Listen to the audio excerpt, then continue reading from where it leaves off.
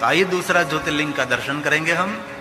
जिस ज्योतिर्लिंग की कथा का श्रवण करते हैं, इस ज्योतिर्लिंग की यात्रा का फल मिलता है।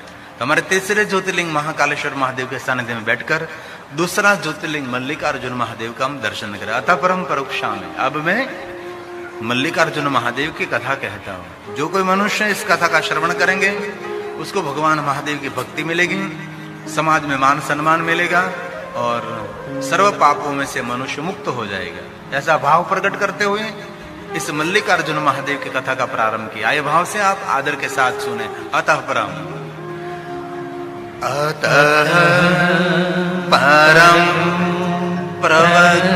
प्रवक्ष्यामि मल्लिकार्जुन संभवं यं श्रुत्वा भक्तिमान् धीमान् सर्व पापे प्रमुच्यते। जीवन के सभी पापों में से मुक्त करने वाले दूसरा ज्योतिर्लिंग मल्लिकार्जुन महादेव की अद्भुत महिमा। और भगवान महादेव का बड़ा पुत्र कार्तिकेय शैल पहाड़ का मंगल करने के लिए वहां आए थे और बहुत सारे असुरों का अंत किया। बाद में कृष्णा नदी के तट पर बैठकर भगवान कार्तिकेय ने बहुत बड़ा आराधन किया, बहुत बड़ी तपस्या की है। और भगवान कार्तिकेय की तपस्थली शैल पहाड़, क्रौंस पहाड़ है जो कृष्णा नदी का तट है। और वहां बहुत सारे भगवान महादेव के लिंग स्थान है, बहुत सारी उनके साथ जुड़ी हुई कथा है और राम जी का सुंदर तपस्थान है। और विशेष करके शक्तिपीठ हमारी मल्लिकार्जुन महादेव में भ्रमरंबा देवी जिनका नाम है। देवताओं की रक्षा के लिए मां भवानी ने अपने अंग में से बहुत सारे भमरे को प्रकट किया था, इसलिए देवताओं ने नाम रख दिया भ्रमरंबा देवी। आप कभी मल्लिकार्जुन महादेव जाओ तो मल्लिकार्जुन महादेव के पीछे ये शक्तिपीठ है और 5 पांडव स्थापित भगवान महादेव के लिंग स्वरूप है। और भगवान राम के तपस्थली, हिरण्याकशिपु की तपस्थली, ये भी मल्लिकार्जुन महादेव। ऐसे बहुत सारा इतिहास जुड़ा हुआ है। और भगवान शिव और पार्वती कार्तिकेय की तपस्या से उसके सामने प्रकट हुई। और भगवान महादेव ने बहुत बड़ी बात कही, कार्तिकेय एक कृष्णा नदी का तट, ये शैल पहाड़ आपकी तपस्थली रहेंगे और अमावस्या के दिन मैं आपको मिलने के लिए आऊंगा। और मां भवानी ने कहा कि पूर्णिमा के दिन में आपको मिलने के लिए यहाँ शैल पहाड़ पर आऊंगे। इसलिए कभी अवसर मिले तो मल्लिकार्जुन महादेव के दर्शन की 2 महिमा है। अमावस्या के दिन आप जो शैल पहाड़ मल्लिकार्जुन महादेव का दर्शन करते हैं तो वहां शिव जी का प्रादुर्भाव रहता है। और आप पूर्णिमा के दिन दर्शन करने के लिए जाते हैं तो वहां मां भवानी का प्रादुर्भाव रहता है। इसलिए ये ज्योतिर्लिंग की विशेष महिमा है। और हमको कहने में खुशी हो रही है। हमने पहली कथा की तो अमास के दिन वहां हम थे और दूसरी हमने मल्लिकार्जुन महादेव में कथा की तो हम पूर्णिमा के दिन वहां थे। इसलिए मेरे तो अमास भी हो गई, मल्लिकार्जुन महादेव की पूर्णिमा भी हो गई, क्योंकि मैंने मल्लिकार्जुन महादेव ने 2 कथा की है। क्योंकि निरंतर जजमान 2 शिवलिंग बाकी, एक नागेश्वर बाकी है और एक भीमनाथ महादेव बाकी है, भीमाशंकर, डाकिया भीमाशंकर। लगभग सारे ज्योतिर्लिंग में कथा लगभग हो गई। कोई केदारेश्वर में तो मैंने हिमालय पहाड़ में तो बहुत पहले की है। अब भी हिमालय पहाड़ केदारेश्वर महादेव मेरे पास 2 अजमान है। एक अजमान हमारे भानुशाली परिवार वापी से हैं, सुरेश भाई भानुशाली जो कच्छ के हैं लेकिन वापी में बहुत बड़ा कारोबार है। और दूसरे जजमान केदारेश्वर महादेव हिमालय पहाड़ में हमारे जगदीश भाई खाटू वाला है। इसलिए मुझे वहां 2 कथा करने के लिए अभी आने वाले समय में मुझे जाना है। लेकिन नागेश्वर महादेव का योग धीरे धीरे बना रहे और भीमाशंकर जजमान तैयार है मेरे पास, जो जामनगर के ही वतनी है।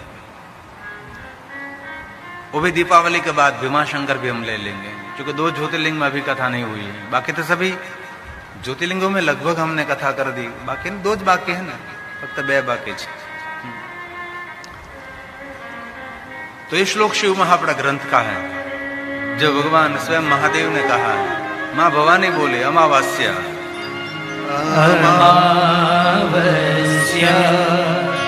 दीने शंभु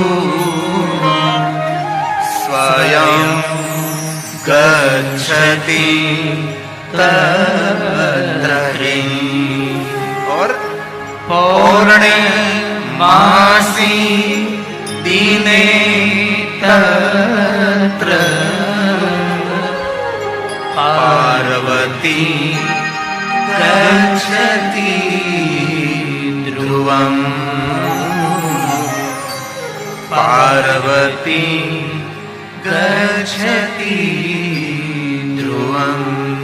जो कोई मनुष्य आदर के साथ मल्लिकार्जुन महादेव को याद करता है और जो कोई मनुष्य मल्लिकार्जुन महादेव की पूजा अर्चना यात्रा करते हैं, और मुझे मल्लिकार्जुन महादेव की पूजा का बारंबार अवसर मिला है और बहुत लंबे समय तक मल्लिकार्जुन महादेव के गर्भगृह में बैठकर महादेव की पूजा का अवसर मुझे बहुत बार मिला है। इसलिए ये 3 श्लोक मल्लिकार्जुन महादेव के लिए है कि जो कोई मनुष्य मल्लिकार्जुन महादेव को याद करता है, उसकी कथा का श्रवण करते हैं अथवा मल्लिकार्जुन महादेव की यात्रा करते हैं, उसके लिए कहा उसके सभी दुख दूर चले जाएंगे और दुख दूर चले जाएंगे तो उसको सुख ही मिलने वाला है। और कहा जननी गर्भे, कोई माँ के पेट में उसको निवास करने का अवसर नहीं मिलेगा, और कोई माँ के पेट में वो निवास करेगा तो उसको गर्भ का दुख नहीं भोगना पड़ेगा। ठीक, जन्म लेना है तो माँ के पेट में तो जाना ही पड़ेगा। माँ के बिना तो हमारा जन्म नहीं होता। और एक बात तो जरूर हम कह सकते हैं, संस्कारी माता पिता के पेट संस्कारी बच्चे जन्म लेते हैं। जो माता ने अपने जीवन का ख्याल रखा है, जब 9 महीने तक बच्चा पेट में रहता है, वहां एक एक पल का उपयोग करना चाहिए।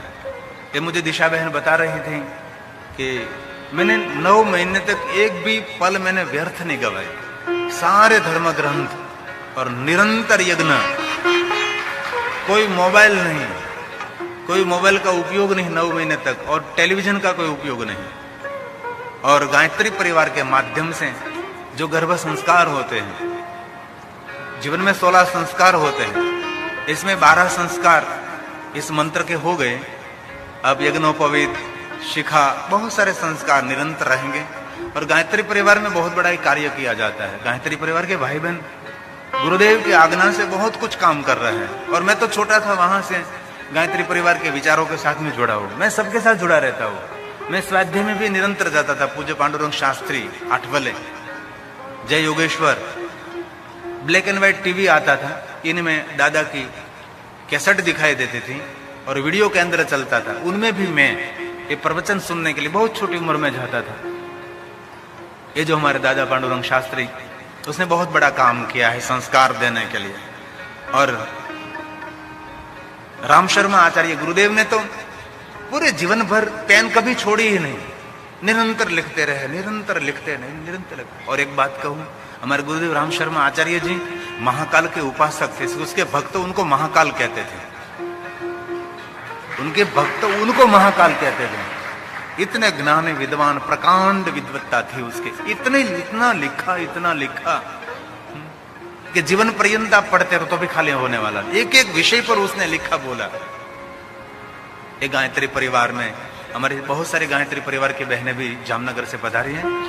और इस बहनों का बहुत मेरा देश है, जो पीले कपड़े पहनकर बैठे वीडियो मैन, ये हमारे गायत्री परिवार की सभी बहनें हैं। और दिशा बहन को बहुत सारा मार्गदर्शन इस माताओं ने किया है, तो बहुत बहुत आदर करते हैं। गायत्री परिवार में जो बहनें हैं, उसने निरंतर यज्ञ कराया, रोज यज्ञ कराया। सुबह में भी गायत्री यज्ञ किया, बाद में मंत्र आया। इसलिए सभी माताओं को भी मेरी प्रार्थना है, पूरा जीवन आप सावधान रहो न रहो ऐसा मेरा कहना नहीं है, लेकिन जहां तक आपके पेट में बालक हैं वहां तक आपको बहुत संयमित जीवन जीना पड़ेगा। हमारे शिव महापुराण में गर्भ गुणों का वर्णन किया है कि गर्भ में क्या स्थिति होती है, गर्भ में कैसे बालकों को संस्कार दिया जाता है। जो माता सीखती है, सुनती है, ये सब कुछ बच्चे पर सीधा असर होता है। मैं नहीं कह सकता, लेकिन तो भी मैं हिम्मत करके कह सकता हूँ, क्योंकि मेरी जीवन की खुली किताब में रखता हूँ। कोई आडंबर नहीं, कोई हमारा दिखावा नहीं होता। मैं व्यासपीठ पर बैठा करता हूँ। मैंने अभी भी शिव महापुराण का वांचन नहीं किया है, तो अभी मैं बोल सकता हूँ। मैंने पढ़ाई की है, लेकिन मैंने संपूर्ण शिव महापुराण ग्रंथ का अभ्यास नहीं किया है। और जो मैं बोलता हूं वो शिव महापुराण में है, ये मुझे अनुभव है। जो मैं बोल रहा हूं उसमें है, एकदम पक्की बात है। सिर्फ मुझे संशोधन करना है, एक गर्भ संस्कार होता है। और एक बात तो आप सब मालूम है कि 100 शिक्षक जो काम नहीं कर सकते ना, वो एक माता करके दिखाती है। और ये भी बात याद रख लीजिए कि 100 माता जो क्रांति नहीं कर सकते ना, ये क्रांति एक सदगुरु कर सकता है। पूरे जीवन को मोड़ देता है, पूरे जीवन को दिशा बदल देता है। इनमें अद्भुत शक्ति रहती है। और इतना तो मैं जरूर कह सकता हूं, महाकालेश्वर महादेव के सानिध्य में, आप जो महाकाल के सानिध्य में 9 दिन बैठे हैं, तो आपके माता का तो संस्कार है ही, लेकिन विशेष कोई सदगुरु की कृपा भी होती है, तब आप बैठ सकते हैं। बाकी कोई बैठ भी नहीं सकता, कोई रह भी नहीं सकता। इसलिए शिव महापुराण ग्रंथ में कहा, जो बात कही हमारे दिशा ने बहुत जीवन में एक एक बात को स्वीकारा है। इसलिए मंत्र में दिखा जाता है ऐसे। और बहुत सारी ऐसी माताओं को मैंने दर्शन किया है, ऐसे बहुत सारे बालकों को मैंने देखा भी है। बहुत छोटे छोटे बालक होते हैं, और ऐसे बहुत सारे बालक मेरे संपर्क में हैं। उनके माता पिता को लेकर मेरे पास आते हैं। खरेखर तो ऐसा होना चाहिए कि माता पिता बालक को लेकर मेरे पास आ गए, लेकिन मैंने उल्टी गंगा देखी है। बहुत सारे बालक मेरे पास ऐसे हैं, उसके माता पिता को लेकर ये बालक मेरे पास आ रहा है कि ये मेरे माता पिता है। एक क्रांति हो सकती है, बहुत कुछ जीवन में हो सकता है। ये श्लोक शिव महापुराण ग्रंथ का है, मल्लिकार्जुन महादेव के लिए। दुखम च दूरतो याति। जो कोई मल्लिकार्जुन महादेव को याद करेंगे, सुखम मात्यंतिकं लभे। और जननी गर्भ संभूतं कष्टं नाप्नोति वै पुनः। कष्टं नाप्नोति पुनः। कितनी सुंदर बात है। और आगे बहुत सुंदर बात की, जो कोई मनुष्य मल्लिकार्जुन महादेव को याद करेंगे, धन धान्य समृद्धि, मेरा शंकर सब कुछ देता है। ये तो पहले के वक्ताओं ने प्रवचन किया कि शंकर जी कुछ भी नहीं दे सकते। और एक बात कहूं, महादेव जो दे सकते हैं ना, दुनिया में कोई देवता नहीं दे सकते। ये महादेव की महिमा है। इसलिए शिव पुराण में कहा है, व्यास जी के वचन है, धन धान्यम समृद्धि च प्रतिष्ठा आरोग्य च। कितनी बड़ी बात। अभीष्ट फल सिद्धि जायते नात्र संशय। शंकर जी जो देता है वो कभी जाता नहीं है। देवताओं ने दिया हुआ कभी खाली हो सकता है, लेकिन मेरे महादेव ने दिया हुआ कभी खाली नहीं होता।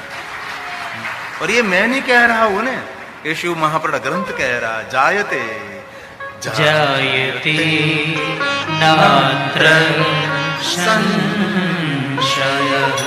अंतिम श्लोक, जो कोई मनुष्य मल्लिकार्जुन महादेव की कथा का श्रवण करेंगे, उनको मल्लिकार्जुन महादेव की यात्रा का फल मिलेगा। ये लास्ट श्लोक दूसरे ज्योतिर्लिंग का। ज्योतिर्लिंगम